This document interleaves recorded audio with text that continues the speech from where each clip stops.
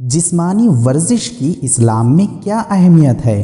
قرآن کریم اور احادیث مبارکہ میں مسلمانوں کو جہاں اجتماعی طور پر طاقتور بننے کا حکم دیا گیا، وہیں انفرادی طور پر بھی قوت و طاقت حاصل کرنے کی ترغیب دی گئی۔ حضرت موسیٰ علیہ السلام کے واقعے میں فرمایا گیا، ان خیر من استأجرت القوی الامین، بہترین ملازم جو آپ رکھیں وہ ہے جو طاقتور بھی ہو اور امانت دار بھی۔ استغفار کی برکت یہ بیان فرمائی، وَيَزِدْكُمْ قُوَّةً إِلَىٰ قُوَّتِكُمْ، اور اللہ تمہاری موجودہ قوت میں مزید قوت کا اضافہ کرے گا۔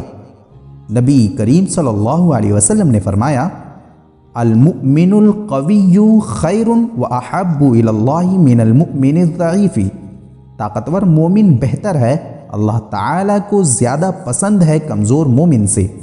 نبی کریم صلی اللہ علیہ وسلم نے ارشاد فرمایا، ورمو ورکبو، اور تم تیر اندازی اور شہ سواری سیکھو۔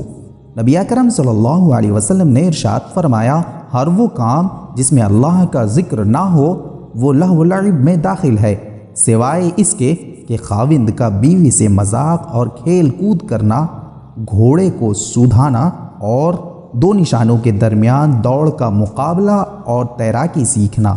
لہٰذا جسمانی ورزش چہل قدمی اور بھاگ دوڑ کا معمول بنائیں اور ہمیشہ چاق و چوبند اور تندرست نظر آئیں۔